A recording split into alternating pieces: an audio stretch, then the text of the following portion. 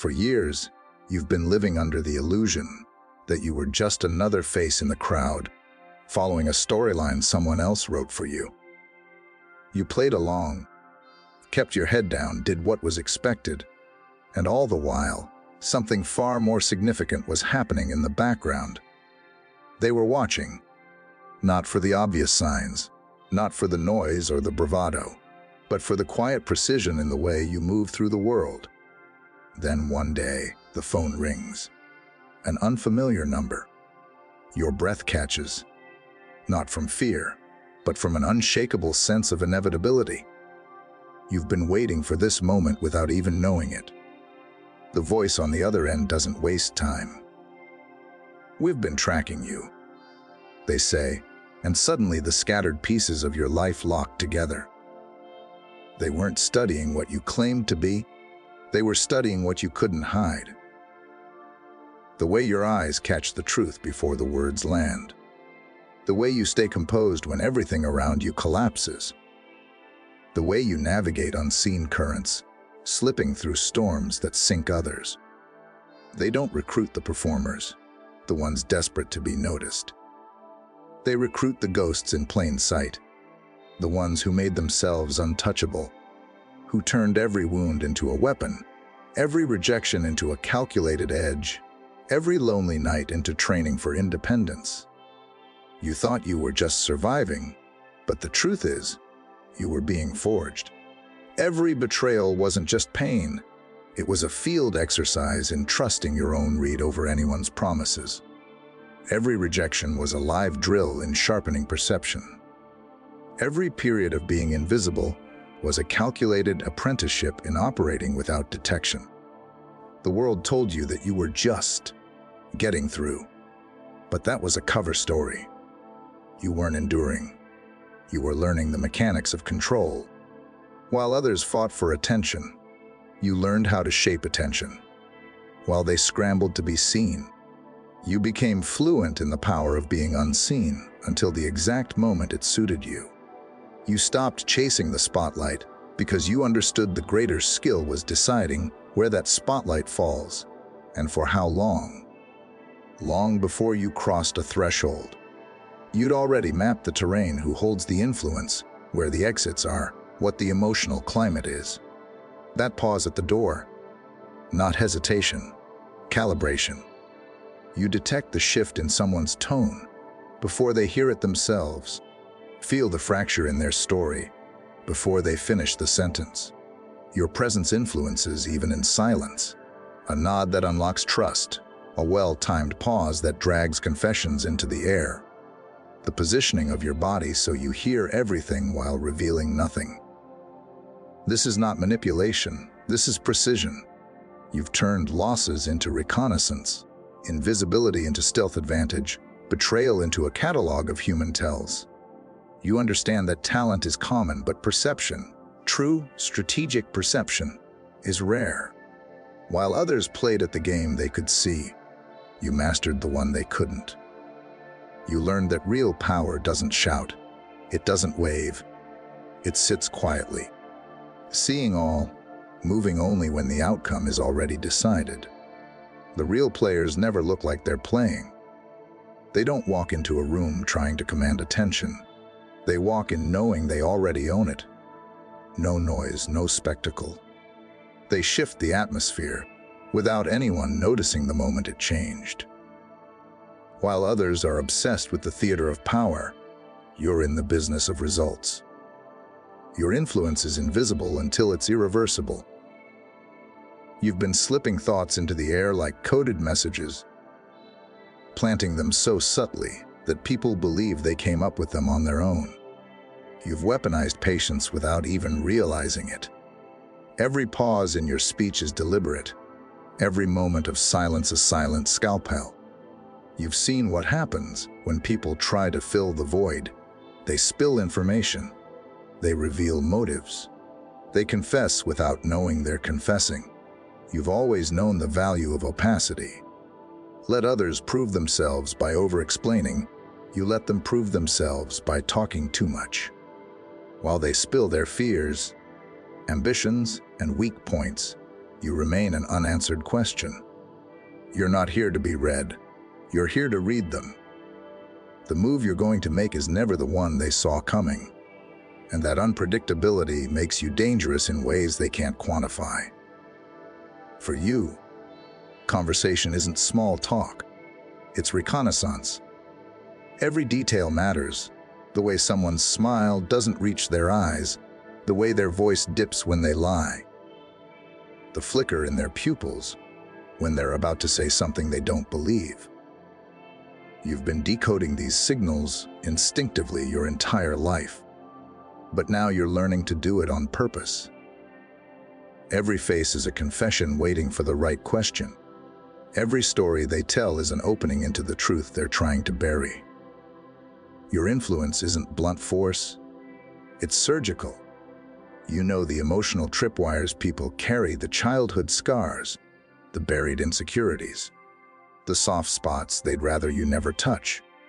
You don't use them to break people, you use them to open doors. You make people feel safe because safety loosens tongues, and the moment someone feels understood, they'll tell you everything you need to know. This isn't about manipulation. It's about survival in a world where control belongs to the one who holds the information. The knave get exposed. The careful stay in control. The hunters walk away with the truth while the prey bleeds it out unknowingly. And whether you've admitted it to yourself or not, you've been a hunter from the very beginning. Sanity is a leash they hand to the obedient. Genius is the wild territory beyond the fence. You've lived in both worlds, and you were never truly at home in either. They called you too much, too intense, difficult to work with, as if those labels were insults. But that was their way of saying, you can't be controlled. They feared your darkness, not because it was dangerous in itself, but because it couldn't be predicted. They feared your chaos, not because it was destructive, but because it could not be mapped or contained. You don't operate within their lines because you were never designed to color inside them. Understand this. Institutions don't recruit their best assets from the obedient masses. They have warehouses full of predictable soldiers who follow orders without thinking. But when it comes to those rare missions that demand impossible choices and unorthodox thinking, they come looking for the ones who don't play by the book. They want the strategists who can find hidden exits in locked rooms, the ones who can stand in the eye of the storm and see patterns in the lightning. They want people who understand that morality is a compass, not a chain, that sometimes the most ethical path doesn't look ethical to the crowd. You've always had that capacity. You can walk through the gray without losing yourself. You can dismantle a system while wearing its uniform. You can act like you belong in their world while quietly rewriting its rules. The Joker understood something Batman never could. Sometimes the savior has to become the shadow. Sometimes you must burn a bridge to keep an enemy from crossing it. Sometimes sanity is just the polite word for mental confinement. Your willingness to touch the darkness isn't madness. It's advanced operational strategy, and what they called your dark side. That's your tactical advantage. That's the hidden weapon you've been carrying your whole life. Now look in the mirror, not at your face, but at your history. That's not an ordinary person staring back at you. That's a forged instrument, a weapon that's been through psychological boot camp without even knowing it. Every scar is a lesson etched in flesh. Every disappointment was a drill in resilience. Every betrayal was fire training in human nature. They thought they were breaking you down. In reality, they were tempering steel. Do something for yourself. Write down every time you were underestimated. Every time someone dismissed you. Every moment you were told you weren't enough. Don't just remember them. Study them like case files. That high school teacher who called you unfocused. He taught you how to learn outside their system. That boss who passed you over for a promotion. He showed you how fear reveals itself in those who feel threatened. That friend who betrayed you. That was your certification in identifying false loyalty before it strikes. Every insult, every oversight, every rejection was an unmarked training session. They didn't realize they were shaping someone who could read the battlefield of human behavior at a glance.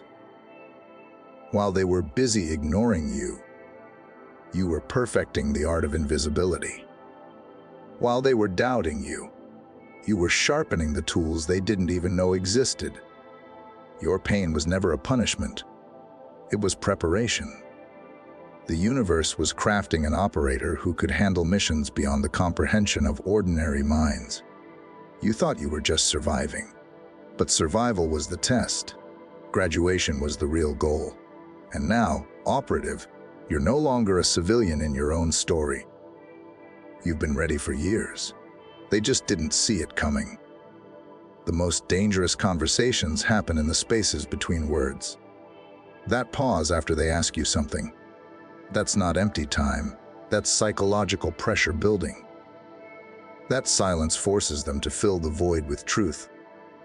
While they're scrambling to break the uncomfortable quiet, you're watching them reveal everything they tried to hide. Master the pause. 3 seconds of silence after their question creates more pressure than any interrogation technique. They'll start talking, then talking faster, then saying things they never meant to say. Your silence becomes their confession booth. Your quiet becomes their chaos. Ask questions that reveal more than answers. What makes you say that? Forces them to examine their own logic. How did that make you feel? Opens emotional doors they can't close. What would happen if? Makes them imagine scenarios that expose their fears. Your questions become psychological scalpels, cutting straight to their core. Use their own words against them without them realizing it. Remember what they said last week. Bring it back today in a different context. But didn't you say? Creates cognitive dissonance. They have to choose between contradicting themselves or admitting they were wrong. Either way, you win. Language isn't communication, it's control. Every word is a chess move. Every sentence is a strategy. Every conversation is a battlefield where information is the prize and psychological pressure is your weapon. You're not just talking to them, you're programming them, and they never see it coming. Everyone who hurt you was actually working for us. They just didn't know it. That person who ghosted you without explanation. Unconscious agent. Your mission: learn emotional independence. Complete. That boss who promoted everyone except you. Deep cover operative. Your assignment master working in shadows. Mission accomplished. The friends who abandoned you when you needed them most. They were preparing you for solo operations, teaching you that backup isn't coming, that you can't rely on anyone but yourself. Every betrayal was a classified lesson in self-reliance. Every abandonment was advanced training in emotional detachment. That family member who never believed in you. They were conditioning you to stop seeking external validation, to find your power from within, to become psychologically bulletproof. The parent who criticized everything you did.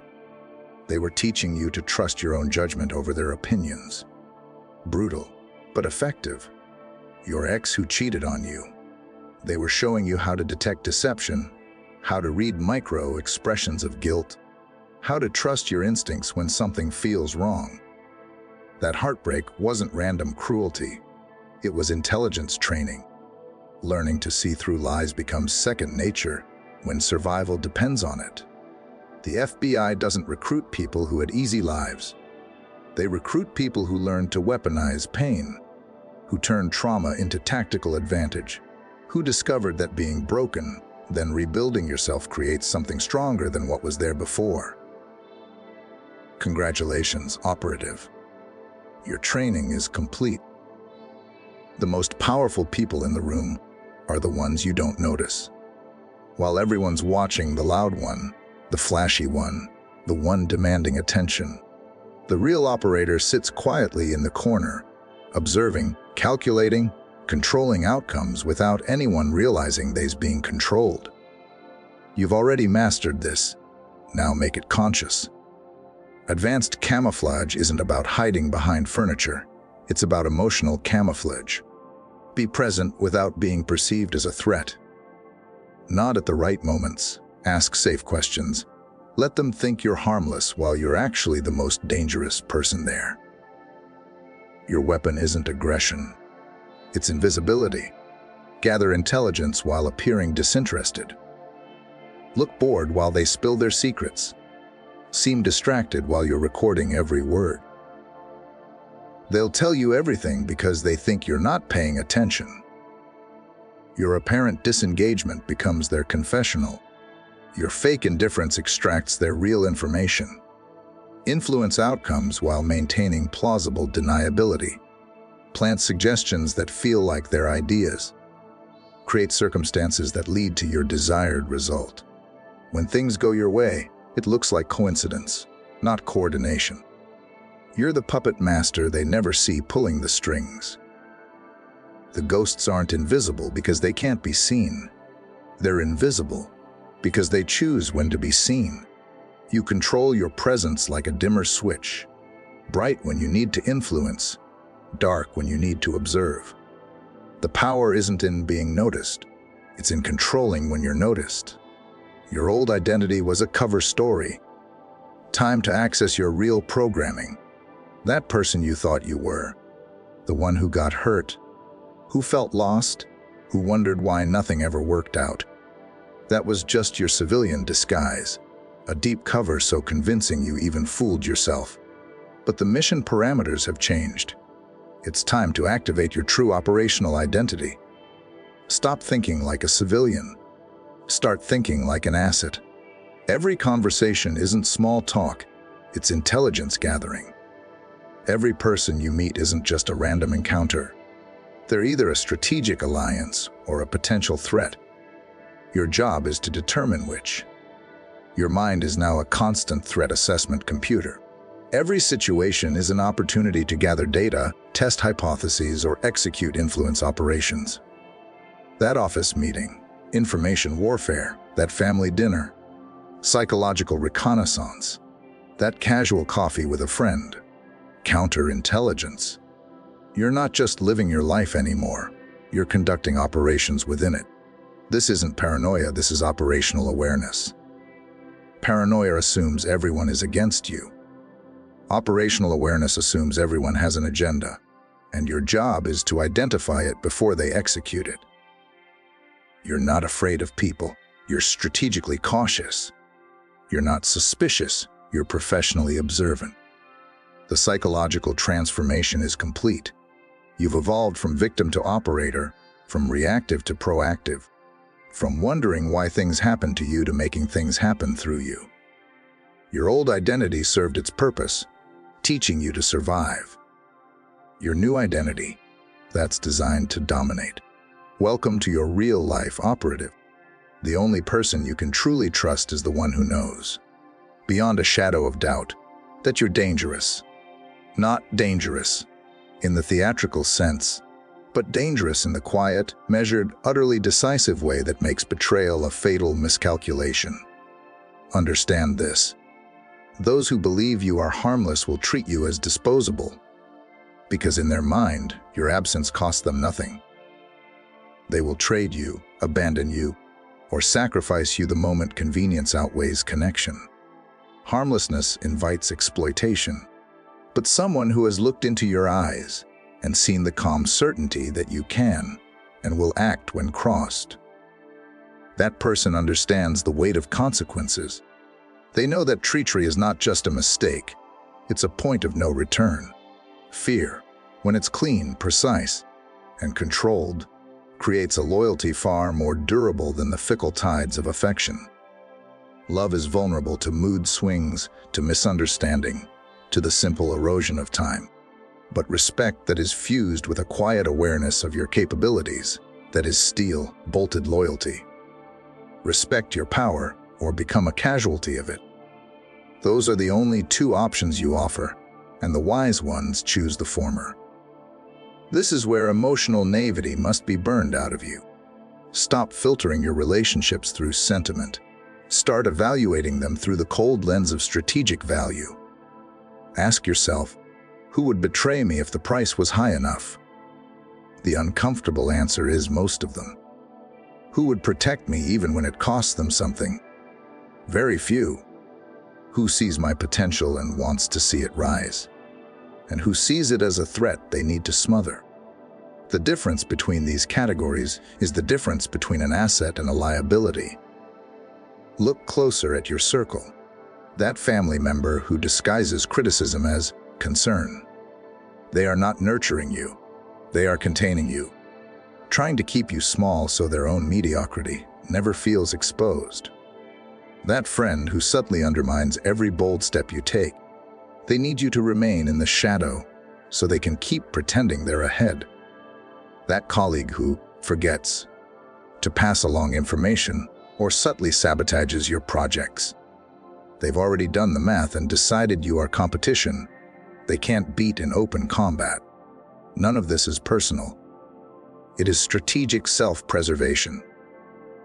You threaten the ecosystem of their comfort, and in the wild, anything that threatens the environment gets eliminated. This is why the FBI, and every serious power structure, values operatives who understand that loyalty is not an emotion. It's a negotiation. It's mutual benefit and calculated fear. Love is a candle. Loyalty of this kind is a steel vault. Candles burn out, steel endures. Emotions evolve, soar or fade, but strategic alliances hold because they serve both parties' interests.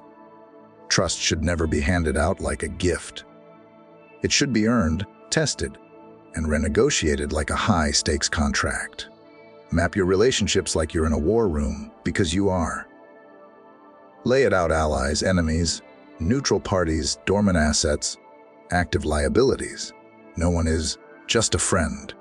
No one is just family. Everyone is playing a role in your story, either to strengthen your position, weaken it, or monitor it. The real question isn't, do I trust them? That's a rookie question. The real question is, can I predict them? Predictability will protect you far more than loyalty. A predictable enemy is safer than an unpredictable friend. And the ultimate truth, the one most can't face, is this: control is always more reliable than love. You don't need them to love you. You don't even need them to like you. You need them to understand that moving against you is a move they won't survive. This conversation never happened. No one will ever admit it took place. There is no paper trail, no signature, no timestamp, no trace in any official archive. If anyone asks, you'll deny it, and they'll believe you. Because the kind of knowledge you've just received doesn't live in books, doesn't sit on shelves, and doesn't pass through open channels. It's too volatile for that. But here's the thing: denial won't undo what's been done. You can't unknow this.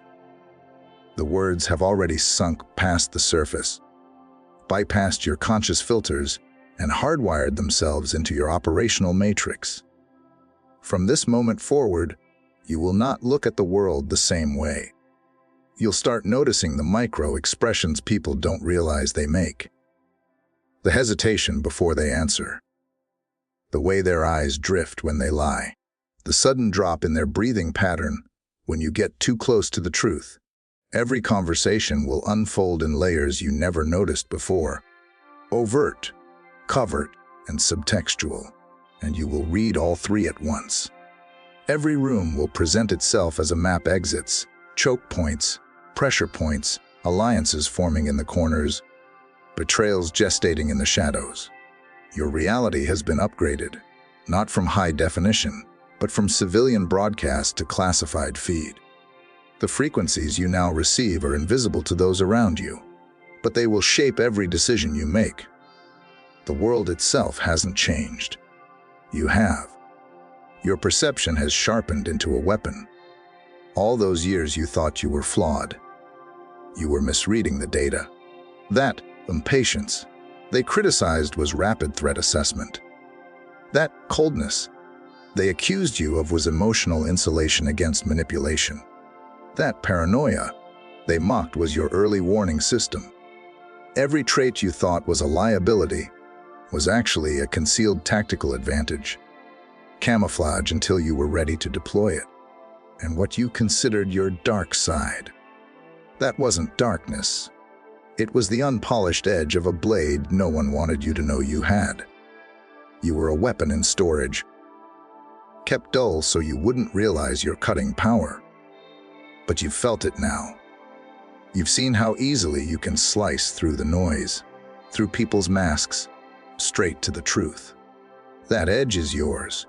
The truth is, you've been playing at a fraction of your potential. You've been like a supercomputer running basic word processing, like a sniper using a scope to admire the scenery, like a chess grandmaster wasting moves in a casual checkers game. The capacity was always there. The clearance to use it simply hadn't been granted. Until now. Understand this. The FBI doesn't need to recruit you. They never did. They've been watching you work in the wild, observing you run untrained missions in your own life. What you called survival, they called field performance. What you thought was instinct, they classified as advanced pattern recognition. The briefing you've received today isn't an initiation. It's a reminder. You were never an outsider. You've been an asset all along, operating without conscious awareness of your own status.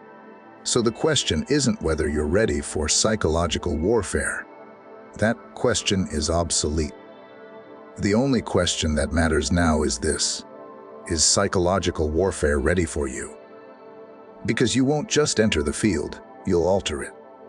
You won't just play the game, you'll change the rules mid-match, leaving everyone else wondering when the board shifted beneath their feet. You are not joining their ranks. You are reclaiming your position within them. This has always been your territory. Your skill set was forged here. Your instincts were honed here. You've walked the gray zones they train operatives to survive in. And you did it without backup, without orders, without knowing the name of the war you were in. Now, operative, there are no disguises left to wear, no false identities left to maintain. Your cover story has been burned, and what remains is the truth. The room is yours, the board is yours, the mission is yours. Welcome back. Your real life doesn't begin now. It resumes, and this time you are fully awake.